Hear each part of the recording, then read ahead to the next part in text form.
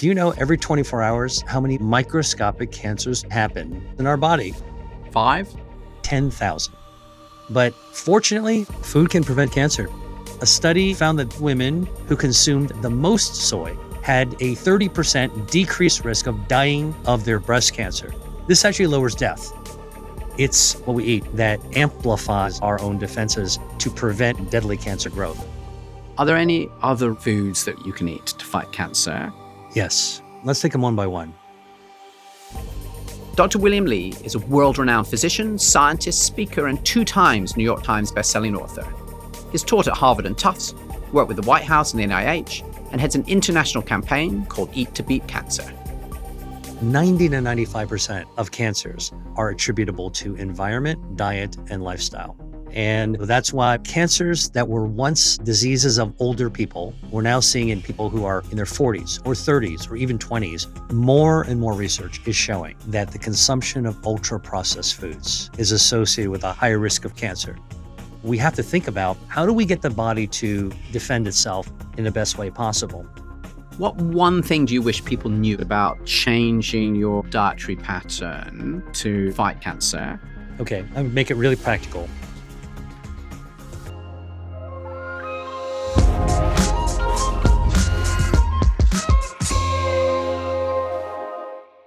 Imagine a version of you in 6 months' time. Someone who's made a few small changes and feels dramatically better because of it. That's why we make this show, to give you the science and the tools to get there. But to keep doing this and to achieve our mission to improve the health of millions, we need your support. If you've gotten value from this episode or any other episode from us, please hit subscribe. You'll get a front row seat to the latest science, and we'll keep doing the work to bring it straight to you. Okay, back to the show. William, thank you so much for joining me today. Always a pleasure to be here. And it's wonderful to have you back. I think you're the first guest we've ever had come back 3 times. So that tells you that we've really enjoyed our previous conversations. And it also means I don't really need to tell you what we do on the podcast. You will probably remember that we like to start with this quick fire round. Bring it on. Do almost all of our listeners have microscopic tumours in their bodies? Yes. Is cancer inevitable as we age? Yes. Are our genetics the main thing that determines if we'll get cancer? No. Can supporting our gut microbiome help reduce our risk of cancer? Yes. Should someone living with cancer cut out all sugar? No. And finally, what one thing do you wish people knew about the links between food and cancer? Food can prevent cancer, period. Cancer is a condition that we've all heard of. And I think almost all of us have either experienced it or have a loved one who has. It's very real. It's a word that immediately strikes fear into people, and for very good reason.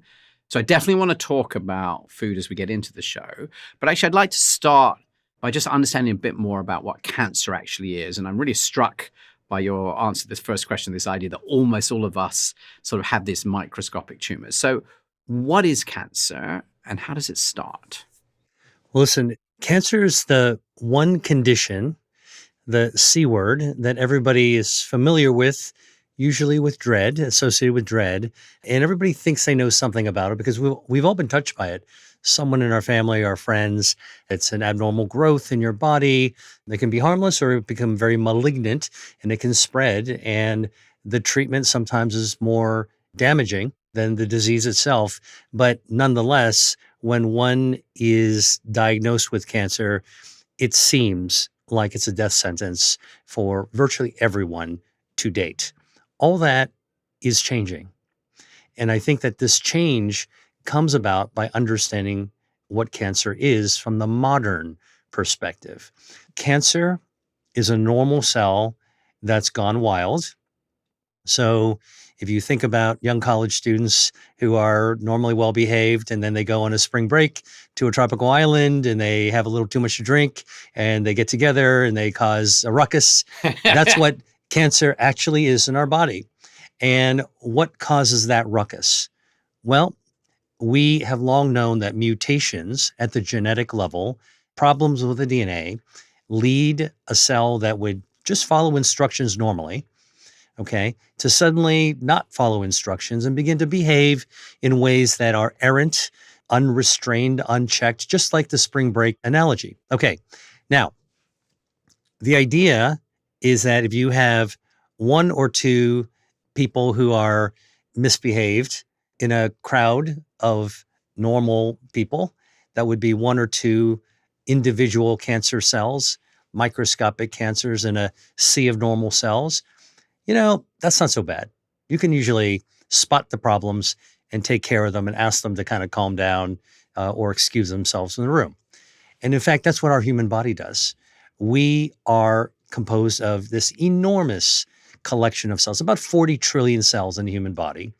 And each of these cells have to replicate themselves. So we have to copy paste our cells. That's why we're still here from yesterday. That's why we're still going to be here tomorrow. Now, in copying, pasting ourselves, just like an word processing document, we can make mistakes. And because when a cell copies itself, it's got to copy the DNA, genetics.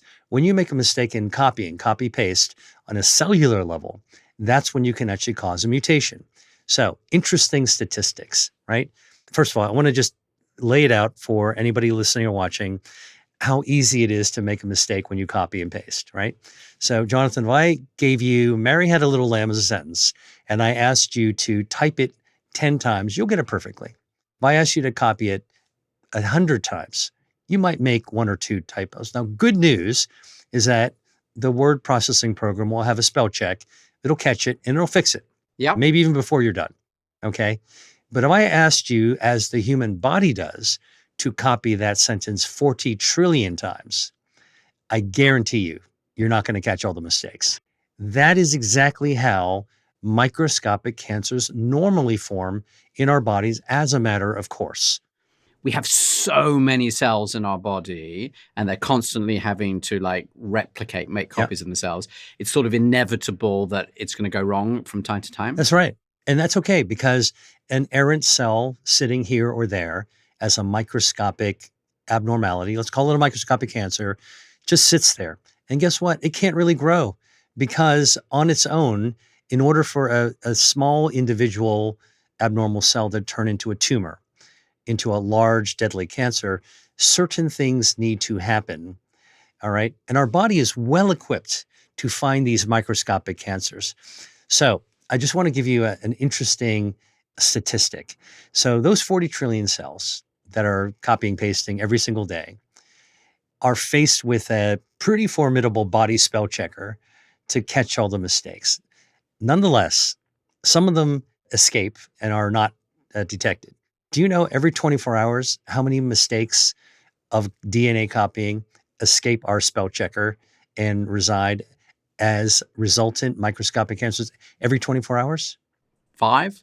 10,000. 10,000. Every day, every 24 hours, our copy-paste mechanisms leaves 10,000 genetic mistakes that are microscopic cancers. So when, we talk about do you have cancer right now? We all have cancer right now because this is basically how we copy ourselves. There's some little microscopic mistakes that are left over.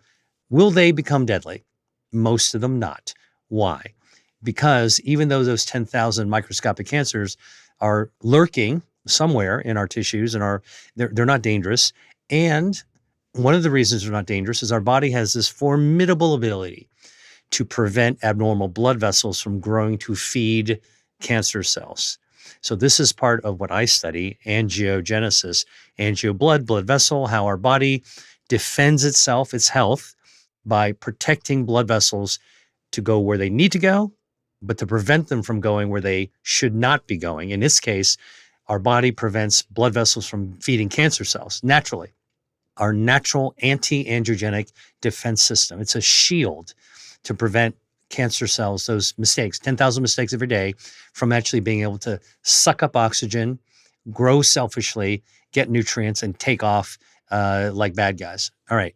Second thing that our body shields itself from deadly cancer growth, 10,000 mistakes every 24 hours sitting around as microscopic cancers. Fortunately, we have this remarkable immune system that essentially acts as an army of super soldiers that patrol the body. They are in our bloodstream. They go into our tissues. They fly around with the radars on, looking for anything abnormal. They recognize normal as self, leave ourselves alone, but they recognize abnormal mutations, those 10,000 mistakes, as problems. So then they will zero in right on those abnormal cells, mutated cells, and take them out. So think about this. Think about a peaceful neighborhood, which would be our human body, and you've got policemen, cops on a beat doing a routine cruise just to make sure the neighborhood is safe. Everything looks pretty decent, but all of a sudden on the corner, you see this scraggly individual who looks like a drug dealer, may not be actually dealing drugs at the time, but really looks unsavory.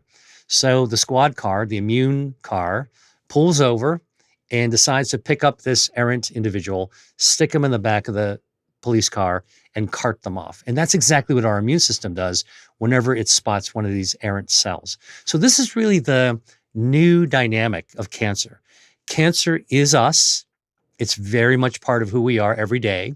Most cancer cells that do appear inevitably are harmless because we have our own defenses. And when our shields are up, we are particularly well armed to prevent cancer from becoming dangerous. When our shields are down, okay, suddenly the odds are tipped to put us at greater risk. I'm really struck by how dynamic this picture is that you're talking about, William, that rather than, we're healthy for years and years, and then there's this one-off thing that goes wrong and it starts to become a cancer. You're describing this incredibly active situation where you're saying like there's 10,000 like individual cells that are going wrong every day, and that my immune system though is sort of scanning me all the time, and it's basically catching these 10,000. So this is definitely, it's a police state we're talking about. So if you think about your police example here, it's a tough neighborhood in my body. I'm also struck by the analogy maybe that, we all lived through COVID and we suddenly got used to this idea that a virus has a particular shape on the outside, and, our immune system recognizes that and learns to say like, this is wrong, and gets rid of it.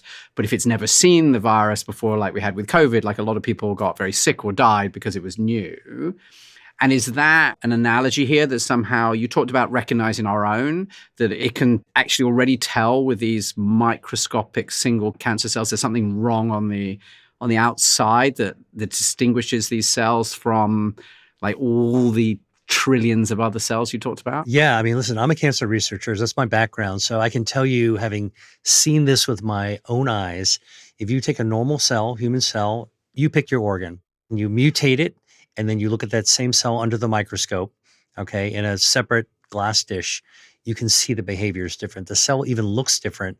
Optically, it looks different. And the behavior is very different. And these differences are what the immune system is picking up. And the reason I'm actually building this case of a dynamic ecosystem of defense against cancer is not just to try to recast cancer as a disease that makes us victims, but really it's really part of our own defenses. This is actually quite empowering because we know that if we expose ourselves to forces that stoke more cancers to develop, more mutations, more inflammation. By the way, these little microscopic cancer cells, they love inflammation. It's kind of like pouring gasoline onto the embers of a fire.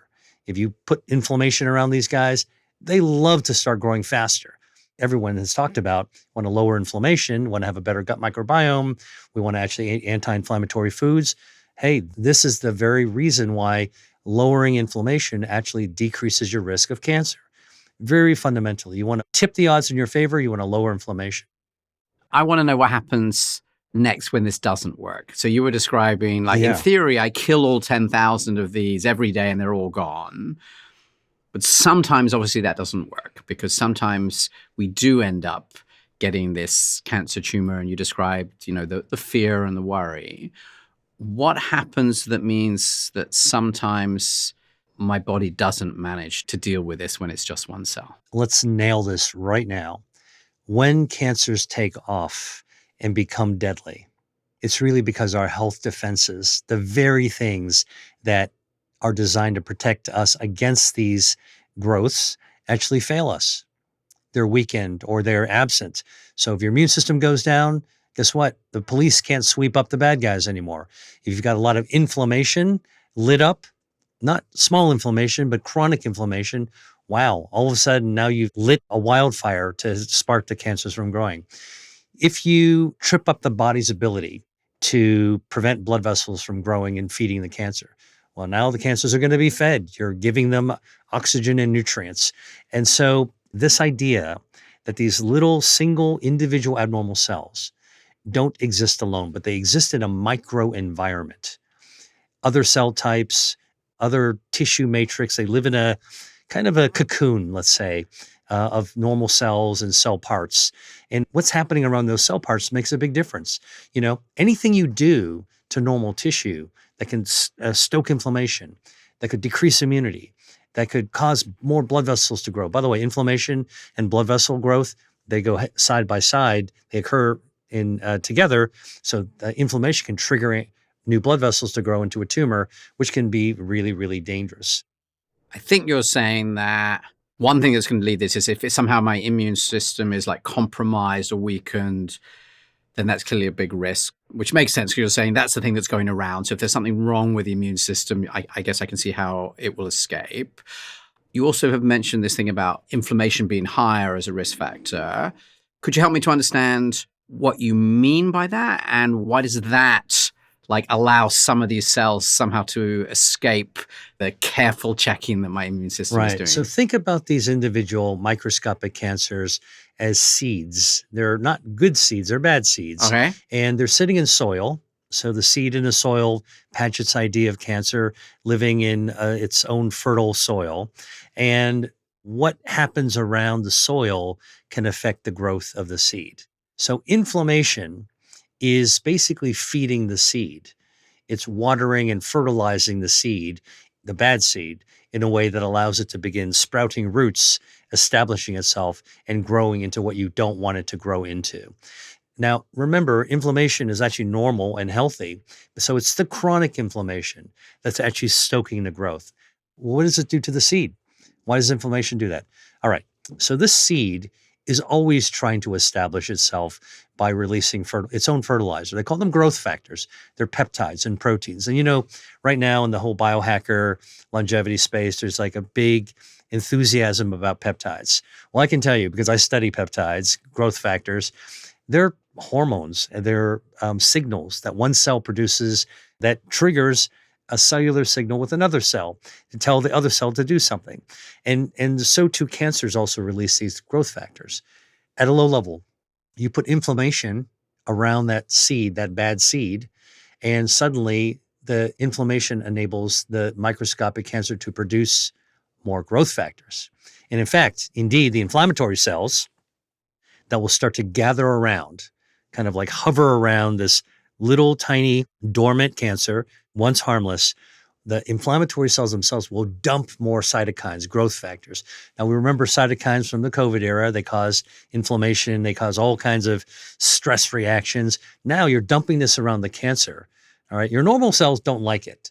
They're like, you know what? This is not comfortable for me. But the cancer's like, bring it on, baby.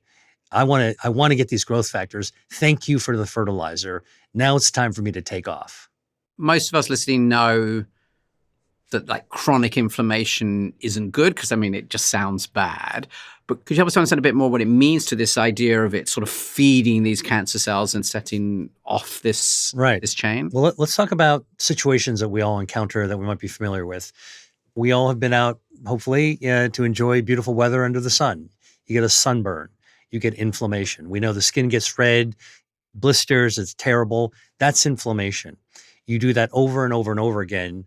That radiation from the sun is mutating the cells.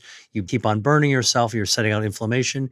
That's how a small microscopic abnormal skin cell that turns cancerous can suddenly become a melanoma or a non-melanoma skin cancer. So that's an example of where normal goes to abnormal, non-inflamed goes to inflamed, and boom, it's like pulling a trigger to force it, to stoke it to go into cancer. Let's give another couple of examples that people might understand. People who drink a lot of alcohol can have acid reflux. Alcohol can relax the sphincter at the end of our esophagus, relaxing the opening to the stomach. And stomach acid can splash up, and you can wind up having esophagus burns. All right. Esophagitis is what we call it. It's a severe form of heartburn. Once in a while, if we have it, we all have heartburn every now and then. Not a big deal. You drink a lot of alcohol and you wind up having a lot of heartburn. Over time, you wind up having chronic inflammation in your esophagus. And because the stomach acid can cause an injury and damage and cause mutations, now you've got normal esophagus going to abnormal, the splash. Now you've got non-inflamed to inflamed, and that can trigger off the growth of esophageal cancer or esophageal stomach cancer, really deadly type of cancer. So this is really almost like your analogy of like the sunburn, which I think we can all get our head around. We know that, if you get a lot of sunburns, Right. You have pale skin like mine, then you could get cancer from the sun. You're saying these analogies of like this inflammation inside me is doing the same And then thing? one more. What about smoking? Whether you're talking about vaping or you're talking about cigarettes, pipes, cigars, you're putting in toxins into our lungs, exposing these really fragile, normal lung cells. Listen, all they wanted to do is exchange gas, oxygen and carbon dioxide. All right. Now you're exposing these toxins. The toxins will cause DNA damage. All right. Good news is that we'll fix a lot of the DNA damage. We'll clean out some of those damaged cells. But, that spell checker isn't perfect.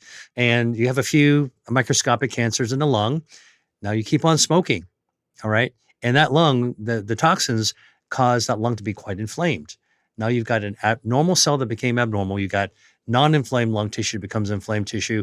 And this is really that connection between smoking and lung cancer that can occur. So this paradigm, by the way, Jonathan, is something that we've known for decades as the trigger for cancer. And what's interesting is that for a long time, we were just stuck with this idea. Well, we got to kill the cancer cell if the body can't do it well enough. We just got to kill it. All right. And there's, by the way, there's all this lexicon that comes from wartime. The war against cancer. We've got to bomb the cancer. Chemotherapy is a missile to go attack the cancer. Well, what's happening now with a much deeper understanding of our body's defense, and I think this is really in line with sort of like the entire thesis of Zoe and what you guys have been working on all this time, is how do we get the body to buttress its own functions so that it can actually heal itself, defend itself in the best way possible. And so what we're realizing, even though there's a microscopic cancer in a microenvironment that's influenced by inflammation, and that's, kind of countered by some of these healthy defenses, the reality is that there's the rest of the body that is coming to play that we can amplify our own defenses as a counter against cancer. Now, you could do this with drugs, and I've been involved with drug development. So some of the most remarkable advances in cancer treatment I've seen in my own career, like jaw-dropping results that we could never have imagined before, are happening now. But secondly, we're beginning to realize that same approach opens the avenue for really pragmatic diet and lifestyle choices as well. And the gut microbiome plays a central role in all of this. I'd love to switch now to the risk factors for cancer. And I know we're going to talk a lot about food specifically. So just before we get to that, what are the other risk factors aside from diet that are really going to influence what you've been talking about? Almost everyone recognizes that there are genetic risk factors, right? Okay, cancer screening. We can do that with blood tests. We can do that with biopsies. We can do that with a lot of different types of saliva. But all cancers, only 5 to 10% of cancers are genetically driven. I am surprised by that because I think we hear so much about breast cancer and genes related to like much higher risks of breast cancer. I'm surprised. 90 to 95% of cancers are attributable to environment, diet, and lifestyle. Only 5 to 10% are purely genetically driven. And what that means is that, in fact, the odds are really in our favor. If you have a genetic risk, family history of a particular genetic inheritable cancer, like breast cancer, ovarian cancer. There's some very specific ones. Okay, what do you do with that information? Well, now you got to double down to protect yourself. Besides just availing yourself to the health system, now you should actually take steps to double down and improve your own health defenses. But let's say you don't have a genetic risk factor, and I'm going to talk about other risk factors in a second. You should still use the majority of those factors, largely under our control: environment, diet, lifestyle, exposures, what we eat, how we live, to be able to tilt the table in our own favor. But let's talk about some other risk factors as well. Genetics, minority risk factor, important, but a minority. Number two, smoking, drinking. We talked just a little earlier about this idea that the toxins from tobacco and probably worse from vaping actually are a serious trigger for mutations that can turn normal cells into abnormal cells that then lead the way to becoming something dangerous. And William, I think everyone is going to be unsurprised that smoking causes cancer. I think you'd have to have lived under a rock for the last 70 years not to hear that. But I'm interested, you just mentioned vaping. Is there evidence that this is a risk for cancer? Oh, yeah. Vaping is definitely a cancer risk. It's been well established in the lab. It's being seen in the clinic. And arguably, the chemicals in these vaping solutions are even more irritating, even more toxic than traditional tobacco. They're different, but we think that they actually may be even more DNA mutating. And so, for those people who vaping is a safer alternative, at least I'm not smoking, you might be doing something even worse for yourself. I will also say even pipe smoking, where you're not inhaling, you're just putting the smoke in your mouth, or cigar smoking, which is not deep inhalation, that actually can be cancerous as well. You also just mentioned drinking, and I think people might be more surprised that you're talking about cancer with drinking. I think everybody knows that it's bad for you, but I'm not sure that would have been high on most people's list. Well, alcohol does a lot of things. Listen, I have a cultural respect for the importance of alcohol in human society. We use it to celebrate events and to recognize major transitions in our life. But alcohol itself, the ethanol, the ETOH chemical, is actually a pretty significant cellular toxin. There's no cell that alcohol spares. And in contact, alcohol pretty much preserves, it embalms the cells that it touches. So we can drink it, we can process it. Our livers are generally pretty good. Who doesn't enjoy a nice beer or a good glass of wine every now and then? But that's not the risk factor. The risk factor are the people who are drinking heavily. A 6-pack a night. They're drinking 2 bottles at a time. They're drinking even heavier alcohol. Doesn't even taste great, but it actually gives you the full burn, right? The hard liquor. You do that occasionally, your head's going to hurt the next day. You do that every single day, that toxin is causing that DNA damage. And remember, every 24 hours, you're still, just as a matter of copy and pasting, you're defending yourself against some leftover mutations. Now you're scorching the earth with this toxin and creating a lot of mutations. Now you've really tipped the odds against you. So that esophageal stomach cancer, alcohol related for sure. By the way, what's the organ that is our salvation against alcohol toxicity? It's our liver. Our liver, remarkably, is this cleanup organ against the toxin of alcohol. Most of us actually have really good livers and can neutralize the effect of alcohol, but it can only do it up to a certain point. If you overload your liver, it's going to fail. And when it fails to detoxify, now you've got that toxin running amok in all the tissues in your body, making every organ at risk for having more mutations. And so alcohol is a well-known, it's really heavy drinking, is well known to be an elevated risk factor for many different types of cancer as well. If you've had too much to drink, it can be hard to get out of bed, and it's definitely really hard to function effectively at work. I can only imagine that my immune system is also struggling to do quite as good a job as it might otherwise. Alcohol stuns the immune system. It's basically like taking a blackjack and knocking it over the head. All right. Well, I don't think anyone listening is surprised to hear it's not good for you. Are there any other important risk factors for cancer? There is a growing category of risk factor that we are really paying attention to because they're environmental. Listen, smoking, drinking, or lifestyle. What about environment? We are noticing in many Western countries, so you're talking about United States, North America, Europe, that cancers that were once diseases of older people, 60s and 70s, like colon cancer, are now becoming cancers of younger people. They're being things, something was once diagnosed when you were 60 or 70. We're now seeing in people who are in their 40s or 30s or even 20s. Or for colon cancer, there are even cases now of teenagers developing colon cancer. What the heck is going on? Is it our environment? Is it toxins we're being exposed to?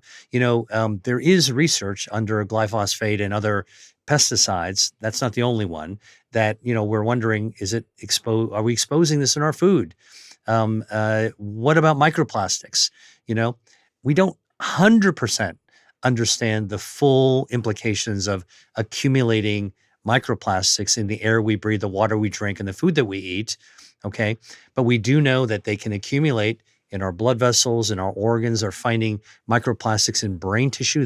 You can actually measure it on a scale, brain without microplastics versus brain with microplastics. You tip the scale, like it's measurable.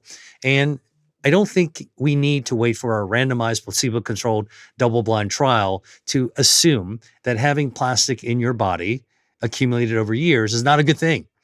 I don't need that kind of evidence, and I think this is important because there are suppositions that do require an overwhelming body of evidence to be able to make a meaningful action. But here, I think we have to think about in real time, are there exposures like microplastics that are accumulating in the bodies of young people that are tricking the immune system, causing inflammation, creating mutations? Could that be going on? And that's a stone we can't afford not to look under. So I think these environmental exposures are becoming really important. I'd like to share my favorite healthy habit with you. It's called Daily 30. Daily 30 is our gut supplement made with over 30 plants, individually selected by our science team here at Zoe. In just one scoop, you get ingredients that support gut health, digestion, energy, and daily nutrition. And it's also packed with 4 grams of fiber. And why is it my favorite healthy habit? Because it's so easy. Going to the gym is hard. Getting enough sleep is hard. Not eating chocolate in front of the TV is hard. Taking Daily 30 is easy. Every morning, I add a scoop to berries and yogurt for a delicious boost of fiber and plant diversity. A healthy habit completed before it's even 9 a.m. Supplementing with Daily 30 is easy because it tastes great. My taste buds know this is good for me, just like they seem to know that chalky, highly processed powders aren't. Now for the part I think you'll love, the science. Unlike many synthetic supplements, Daily 30 uses intact plant structures, which naturally break down more gradually than isolated extracts. When Zoe first developed Daily 30, we ran our own randomized controlled trial to check if it worked. The results blew us away, and they helped us to create the formulation that we sell today. I eat Daily 30 every day, and I take it with me whenever I travel, because I feel the difference. So if you'd like an easy health habit, I recommend trying Daily 30, a unique supplement that's built for gut health. And gut health is health. By the way, whenever we talk about Daily 30, UK law requires us to say it's a natural source of calcium, which contributes to the normal function of digestive enzymes, and copper, which contributes to normal energy-yielding metabolism and the normal function of the immune system. Daily 30 is also high in fiber, omega-3s, and plant protein. Ready to feel better? Start Daily 30 today. Head to zoe.com/daily30.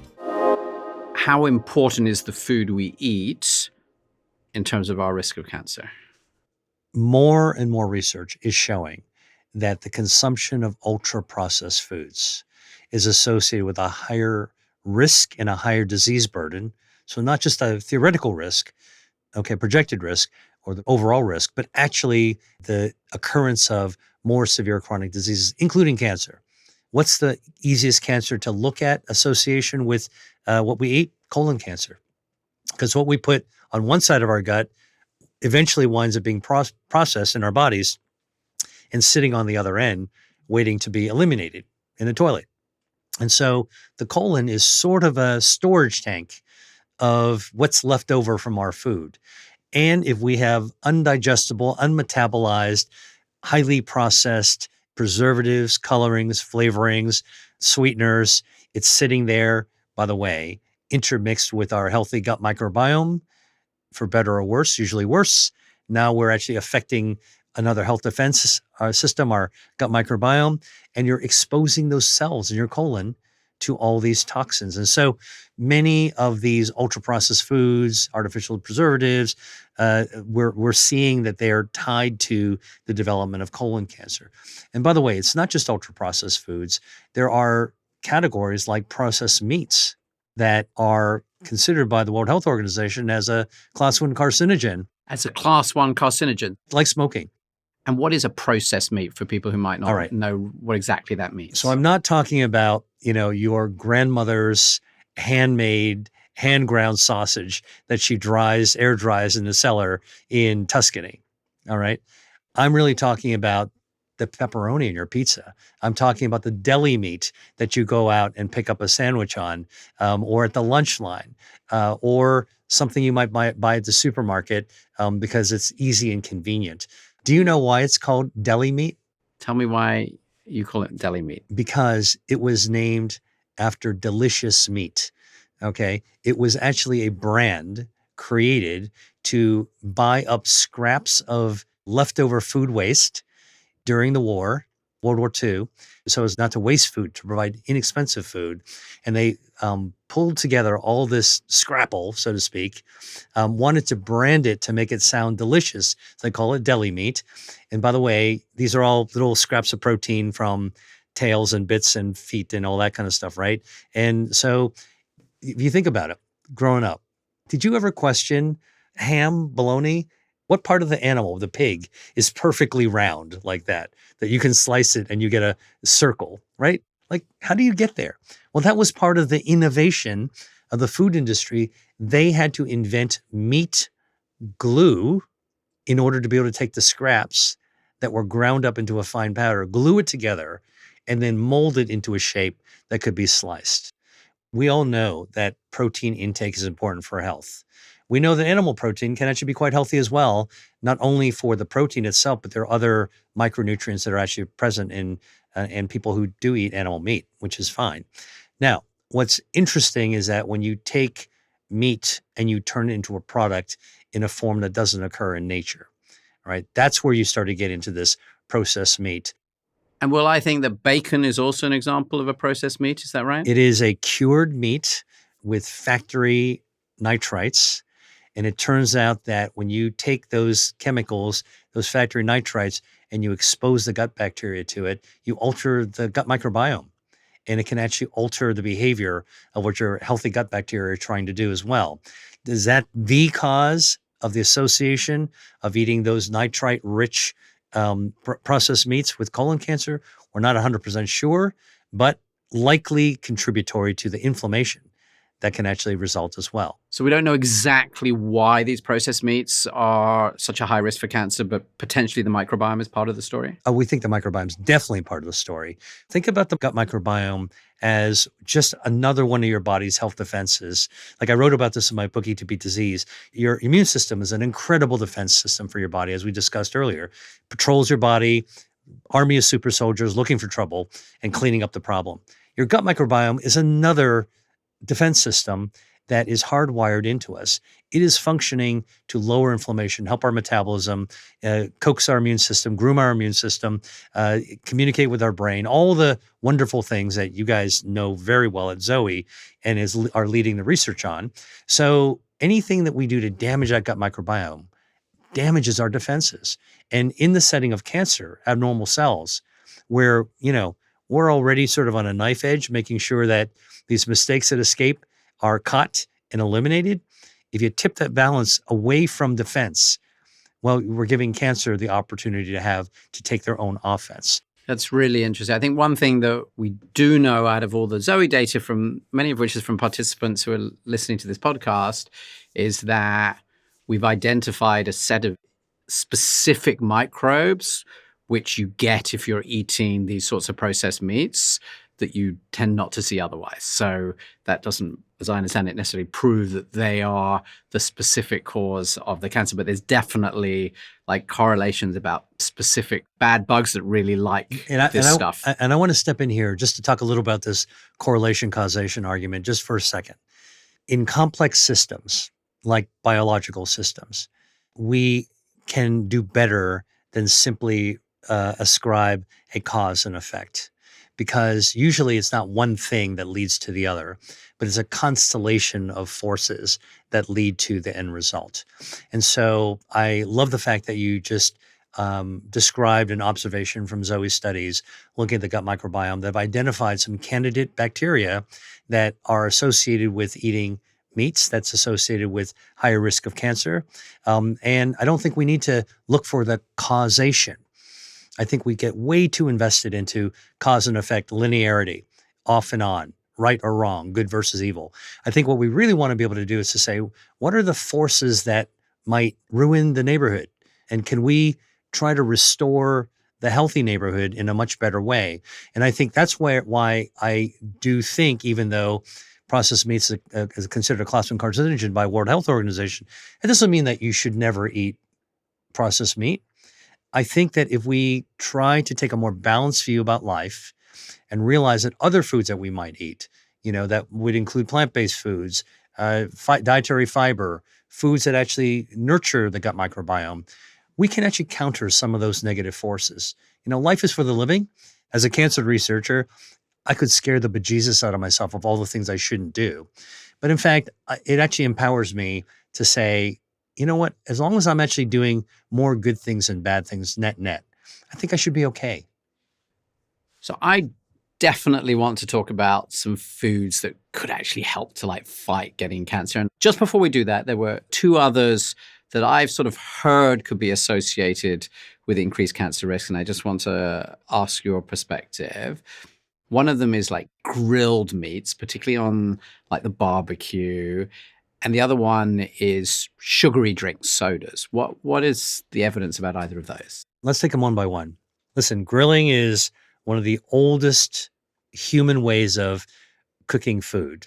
There's something uniquely human about eating grilled foods, and it tastes great. I mean, who doesn't enjoy, a delicious grilled if you eat meat or even vegetables? But the problem is that if you eat a lot of grilled meats continuously, what we know is that the fat that drips off the grilled meat, that hits the flame, that then turns it into smoke and chemical forms, will accumulate on the meat. And those are toxins.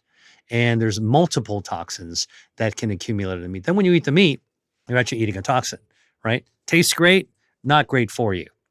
Once in a while, not a problem. And by the way, most people don't clean their grills well. Not a restaurant. They clean it every night. But, you go to your friend's house for the barbecue and you watch them grilling and you look at this thick rind of soot that's accumulated over gosh knows how many parties in the backyard they've actually had. That's just all accumulated toxins that are there. So again, even taking care of the grill makes a difference. And by the way, you can neutralize that to some extent. Some interesting research has been done showing if you were to marinate the meat with a fruit-based marinade, think mango, papaya, pineapple, citrus, you can actually neutralize some of those toxins, create a cancer toxin neutralizing kind of marinade for the meat. So it's a little pro tip. I actually like to cook, so that's why I'm telling you about this. I like that you add a plant to help deal with some of the stuff that comes from the meat. What about the sodas? All right. Again, soda is sort of like everyone's favorite whipping boy, rightfully so. The preponderance of clinical evidence, public health evidence, shows that high consumption of soda is associated with everything from metabolic disease to cardiovascular disease to cancer risk. But is it the sugar? Is glucose, that demonic element that, we need to crucify? Answer is no.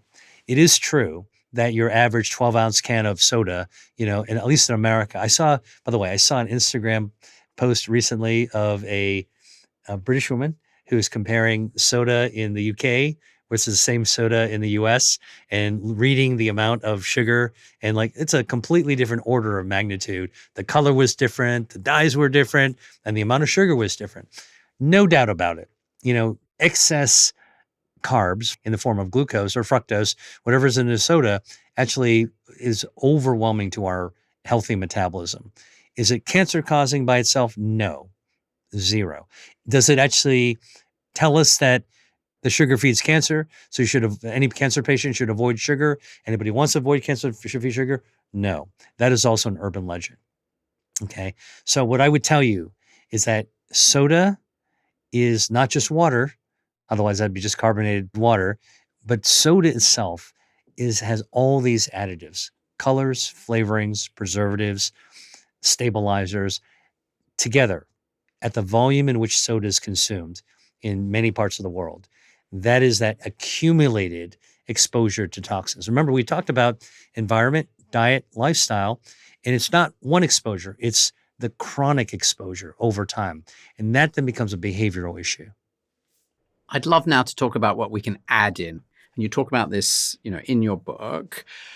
I know that you think like a general healthy pattern of diet of the sort we talk about a lot here is really good for this.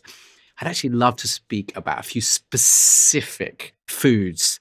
Okay, so soy, great source of dietary protein, plant-based food, got dietary fiber in it, and it's got bioactives that are isoflavones, of which one of those isoflavones, the class of chemicals, actually is a plant-based phytoestrogen.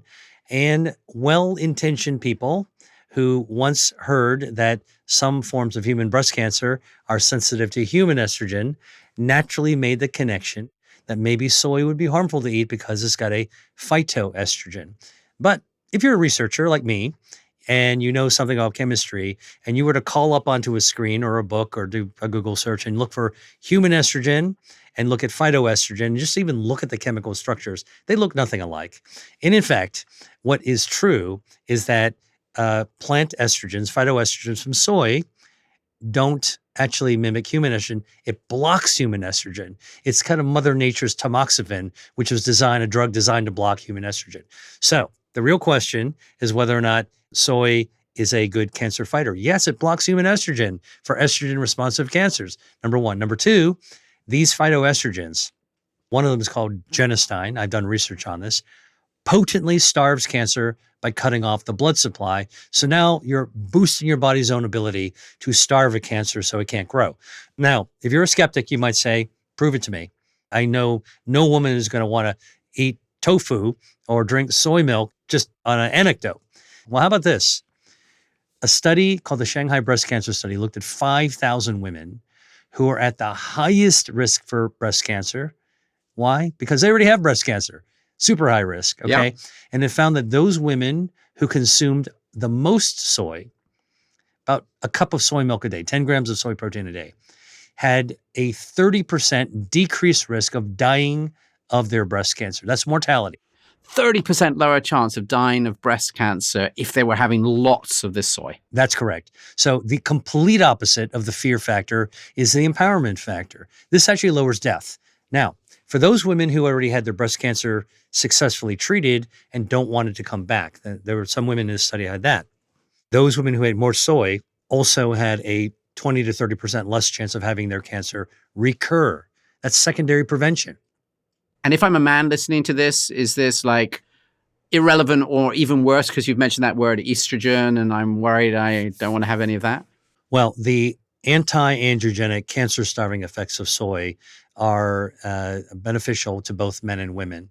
Social media is filled with skeptics out there. They're like, well, you just cherry-picked this one study. What about the study? Well, I could name 14 consecutive studies looking at soy intake and breast cancer, and in every single case, higher consumption of soy did not increase mortality. Rather, higher consumption of soy decreased mortality, decreased the risk of death. 14 consecutive studies. I love it. What's number two? Tomatoes are an incredible source of an anti-inflammatory bioactive vitamin C, great for hydration. They are packed with carotenoids that are very important and useful for healthy aging, healthy vision. And one of those carotenoids, natural compound called lycopene, has been studied, and it has a powerful cancer-starving effect. This was studied in men. So earlier we talked about women and soy. Let's talk about men and tomatoes. There was the Harvard study called the Health Professionals Follow-On Study, looked at 36,000 plus men over 2 decades. I'm talking about a long study. And they looked, as in these large studies, for consumption of specific foods and to see about any association with particular diseases. Well, we've known for years that lycopene can cut off the blood supply feeding cancer. And so they looked at lycopene intake and prostate cancer and found that those men in this study who had 2 to 3 servings of cooked tomatoes per week had a 30% decreased risk of developing prostate cancer. And don't forget the vitamin C, antioxidant, lowers inflammation, all beneficial as well. Now, the other thing that's interesting is if only 30% lower risk, some people did develop prostate cancer. They dug into those people as well. Those people who ate more cooked tomatoes and had prostate cancer had less aggressive, less vascularized, less blood vessel fed cancers. So it's a pretty tight connection between eating tomatoes and a lower risk of prostate cancer. You want to make the tomato work better? You combine it with extra virgin olive oil because the lycopene dissolves in oil. And so that's why when you actually slow simmer a tomato sauce, you wind up getting more lycopene into your bloodstream. Is that right? So the Italians know what they're about. They absolutely knew what they were about. I love that. What's number 3? Apple a day is supposed to keep the doctor away. Turns out that there is a potent bioactive polyphenol in apples called chlorogenic acid. It is a super potent anti-inflammatory substance found in the flesh of apples that when we eat it, really helps to lower our inflammatory biomarkers. And the fiber in apple feeds our gut microbiome, which then produces the short-chain fatty acids that further lowers inflammation. Amazing. So that's 3 down. I'd like to come on to number 4.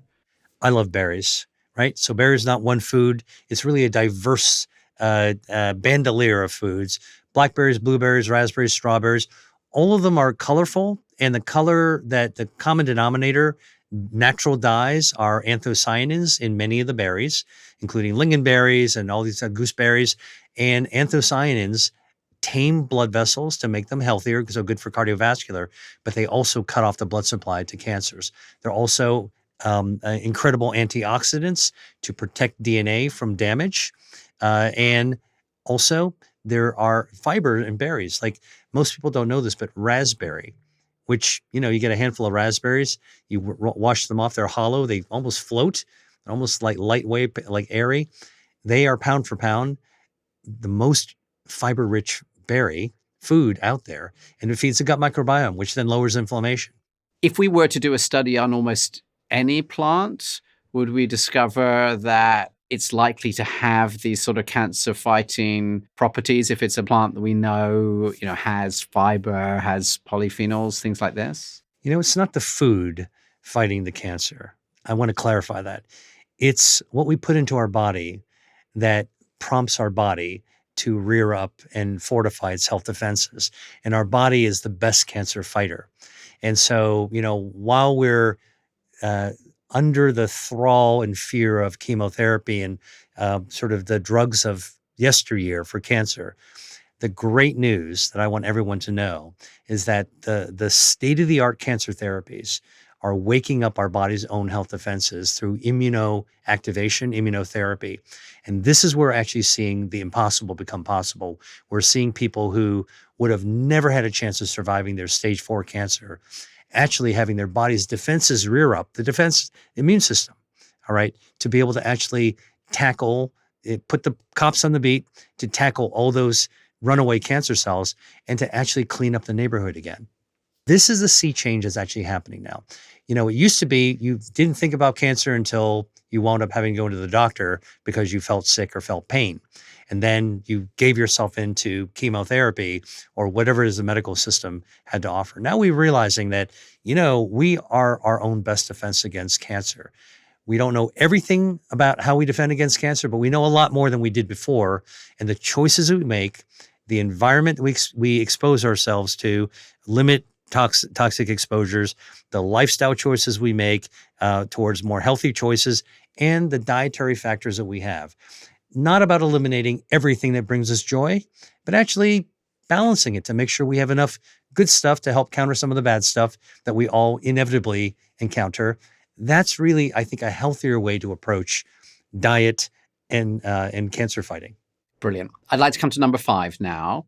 Amazingly, coffee and tea, which are 2 of the 3 most popular drinks in the world, water, coffee, and tea. I call it the holy trinity. Coffee and tea both contain polyphenols that actually amplify the body's cancer-fighting responses. Tea has catechins. These are polyphenols that cut off the blood supply to cancers, lower inflammation, they boost the immune system, and even the fiber they found in tea leaves can feed the gut microbiome. Coffee has chlorogenic acid, the very same substance that actually is found in those apples that lower inflammation, as well as many other compounds, right? So the reality is there are hundreds and thousands of molecules still to be discovered. And to me, as a researcher, this is one of the most exciting things of being a leader in the area of food as medicine, is that we're just beginning to enter this new era where almost every day there's a new discovery being made. And I'm a very keen tea drinker, as everybody who knows me will say. Is there a particular sort of tea that is healthiest?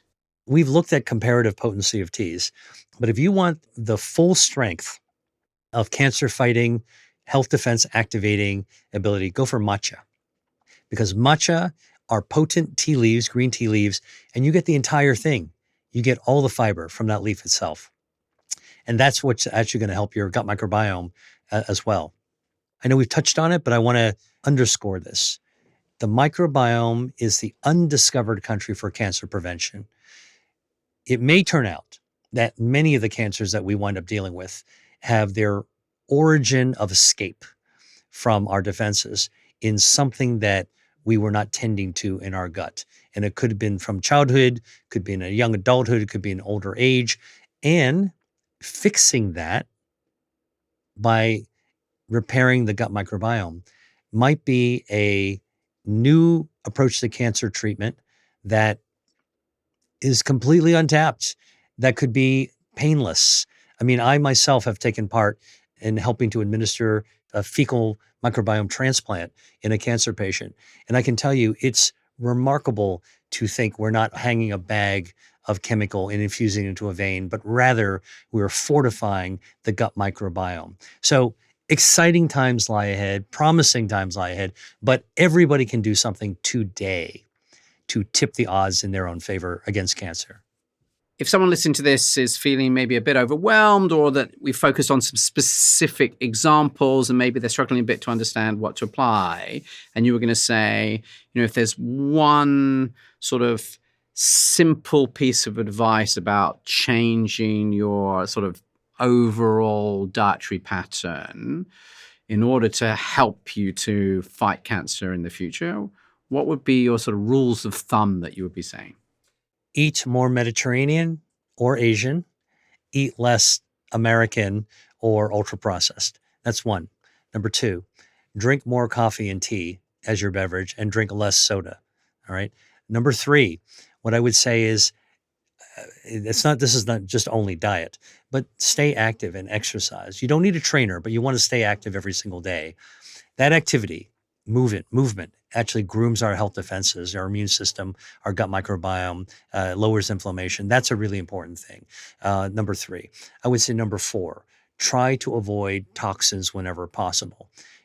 We do live at a time of convenience culture. Most of us grew up with our parents being the pioneers of convenience culture, the recipients of that industrialization of convenience. And I think that, there is a enlightenment, I think, in the zeitgeist that we probably should try to avoid things that are harmful exposure. Even if it's more convenient, it's worth it to take a little more time to make a safer choice. And I think in that regard, what I would suggest is try to avoid microplastics, try to avoid food in plastics, try to avoid eating or drinking out of plastic whenever possible. And think about it. When you're traveling, which we all do, and you should hydrate yourself, try not to drink water out of that plastic bottle. Wonderful. Let me try and do a summary of the highlights, if you like. The first thing that springs to mind is this amazing statement that there are 10,000 new microscopic cancer cells in my body every day. But I shouldn't panic because actually my immune system is constantly scanning and it's like killing 10,000 of them every day. And that's just normal. So this is like a dynamic process. And that cancer is in that very rare situation where somehow that cell has managed to run away without my own immune system catching it. And so now we suddenly think about fighting cancer as above all. How do we support our immune system to do a better job? And how do we try and take away the things in our environment, what we're eating, all the rest of it, that might be somehow hindering the job that our immune system is doing. And you were talking about like this high levels of inflammation, which most of us in the Western world have, is like a big accelerant for these cancer cells. So if we can, do the things that we often talk about here about like improving your gut microbiome to like reduce your overall inflammation, that's not just helping with things that we often talk about to do with metabolic health or maybe reducing the risk of Alzheimer's or things like that, but actually it can really affect cancer as well. So I think that's really remarkable.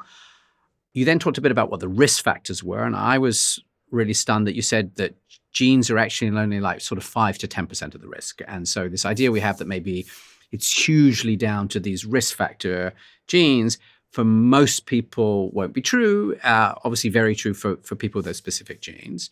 You covered the stuff that sounds important that we've heard about before, about smoking. You talked about drinking alcohol heavily being a big risk. But then we really talked about food. And you said, yes, there are specific foods and classes of foods that are associated with a higher risk of cancer and we should worry about. Interestingly, you started with ultra-processed food. You talked a lot about processed meats, and that was sausages and bacon and pepperoni and deli meat. Grilled meat, don't worry about it. It's occasionally, but it sounds like you wouldn't want to eat a grilled meat every day. And I guess our ancestors who were doing this all the time tended to get eaten by a lion by the time they're 30. So I could see that like whether or not you get cancer at 60 is very low on the list. And then what you did say is, look, there are all of these amazing plants that you can eat to fight cancer. And today we just cherry-picked a few out of your book because I think each was such a fascinating story. So it's not to suggest that there's just 5. But, the one that I'm remembering is, the soybeans. You said there are these like big studies of women with breast cancer. And the ones who are eating lots of soybeans, I think they reduced by 30%, you said, their chance of dying from breast cancer. And it's the complete reverse of what people were saying, which is, well, isn't this bad? We talked about tomatoes and apples and berries. But then the last thing, which was music to my soul, is tea could also be helping to fight cancer. And if I want to go for the mother lode there, like it's time to switch to matcha because it's got the whole tea leaf inside. Well summarized. If you enjoyed today's episode with William Li, I know you'll love watching our previous conversation here. In it, he explains how looking after your blood vessels can protect your heart and even slow aging.